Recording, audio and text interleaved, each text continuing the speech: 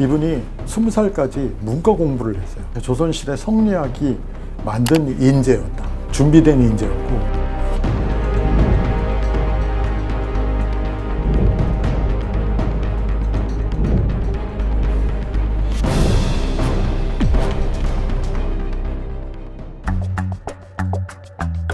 거북선 관련된 사료가 부분 조각 있어요. 그런 것들을 다 이렇게 종합해 보면은 거북선은 이제 판옥선에다가 개판을 씌운 거, 뚜껑을 씌운 게 이제 거북선인데,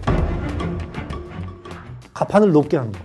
그러니까 그 이전에는 가판이 하나로 노 젓는 사람, 싸우는 사람들 다 같이 있었는데, 이거를 이제 가판을 두 개를 만들면서 노 젓는 사람은 그래서 완벽하게 보호가 되는 거예요. 그러니까 배가 움직이는 데 대해서는 전혀 문제 없이 전쟁 중에, 그런 배가 1555년 임진란 발생하기 전에 한 37년 전에 만들어진 거죠. 포를 쏘는데 잘 안 맞아요. 그 다음에는 일본 애들이 칼싸움을 잘하거든요. 올라와서 백병전을 벌이면 우리 칼싸움에 추격한 우리 조선 병사들 다 죽거든요. 그러니까 이분의 고민이 뭐냐면 가까이 접근해서 포를 쏴서 명중률 문제 해결하고 그 배에 타고 있는 우리 병사들도 보호할 수 있는 그런 배가 없을까. 그런 방책을 충무공께서 이제 그 임진왜란 일어나기 1년 2개월 전에 이제 준비를 하신 거죠. 아유, 거북선이네요.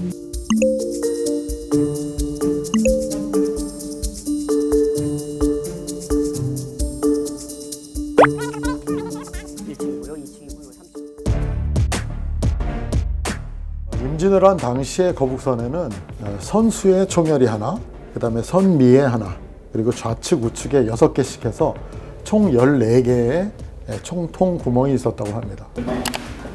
이게 천자 통통이 훨씬 더 크네요. 엄청 커요 이게. 훨씬 작네요, 이게. 이거 운반하기도 더 훨씬 더 편리했겠죠, 아무래도. 요게 이제 현자 총통이라고. 현지현 세 번째요. 천자 총통이나 지자 총통이 작고 용 머리. 네, 용의 아가리, 용의 입.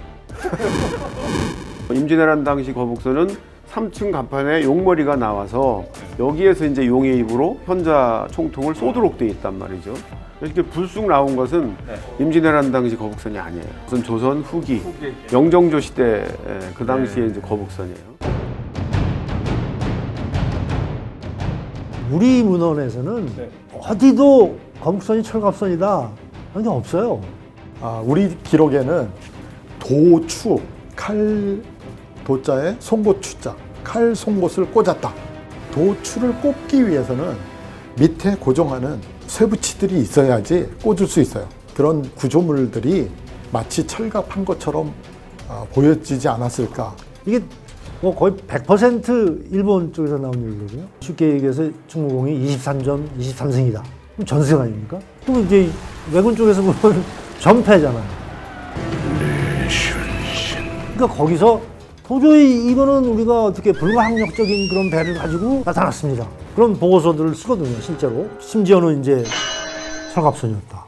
태장들의 그렇죠? 변이고. 한마디로 목선. 목선입니다.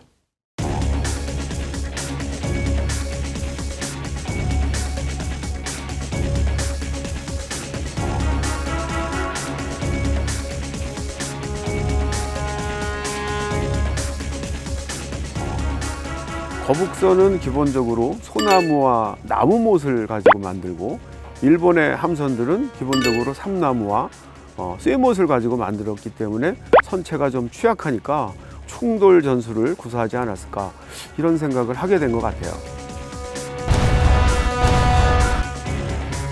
가장 확실한 근거는 충무공께서 직접 쓰신 장계거든요. 거기에 보면 거북선과 관련된 거의 모든 내용이 천자 총통, 지자 총통, 현자 총통을 쏘아서 적선을 격파했다. 이런 내용이지 거북선이 뭐 돌격을 해서 선체가 충돌을 해가지고 격파했다. 이런 내용은 그 어디에도 없습니다. 해전이 벌어지면 가장 먼저 돌격을 해서 용의 입에 설치되어 있는 불로부터 현자 철안을 쏘거든요. 그러고 나서는 이제 이게 충돌하기 전에 싹 옆으로 이제 선회를 하면서 그 현 측에 있는 천자, 지자, 총통을 빠바방 써가지고 그러면 이제 아작이 나요. 당시 거북선의 속도는 어느 정도? 3나트 시속 한 4km 좀 넘죠. 엄청 느리네. 느린 거죠. 빨리 걸어가는. 아니 그럼 우리가 보통 걸어가는 거. 그 정도 걸어서 꽝 부딪혀봐야 그렇게 격화가 되지 않는다는 거죠. 네, 이렇게 정교한 조각품을 만들어 놓고 충돌을 해서 없앤다라는 것도 말이 안 맞고 충돌할 목적의 구조가 전혀 아니에요.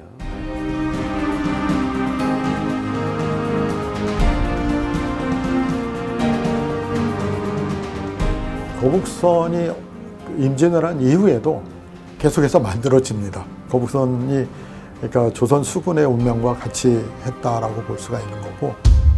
거북선이라는 좋은 배를 가지고 전쟁이 이기는 바람에 오히려 그 이후에 한 300년간을 본질적인 변화가 없는 그런 상태가 됐지 않습니까? 판옥선이 사실은 임진왜란 30년 전에 만들어집니다. 그것이 임진왜란 때 굉장한 역할을 하고, 판옥선에서 파생된 배가 이제 거북선인 것이죠. 신무기 체제가 잘 준비되어서 좋은 결과를 가져올 수 있었다라고 이제 말씀드릴 수 있을 것 같고, 현대에서도 마찬가지. 가령 거북선이 16세기, 17세기에 그 이지스함이 될 수 있었던 건 충무공의 참 깊은 통찰력 이런 것에 기인하는 것인데, 소위 그 지속 가능한 그런 테마가 되려면 혁신을 지속해야 되거든요. 진짜 앞으로 필요한 게 뭔지 실질적으로 그거를 하는 것이 이 충무공의 거북선 정신이랄까, 충무공의 정신이랄까, 이런 걸 제대로 개성하는 거죠. 옛날에는 충무공 혼자 해서 됐는데 지금은 중요한 게 모두가 해야 돼요. 모두가. 분야가 너무 다양하니까. 그래서 이제 이게 중요한 일이 되는 거죠. 시대를 앞서갔던 거북선은 이후 300년 동안 더 이상 진화하지 못한 채 쓸쓸한 말로를 맞이했습니다. 하지만 이후 비약적으로 성장한 대한민국 조선산업의 밑거름이 됐음은 이론의 여지가 없을 겁니다. 지금도 크고 작은 혁신의 이름 아래 어디선가 만들어지고 있을 제2, 제3의 거북선을 기대해 봅니다.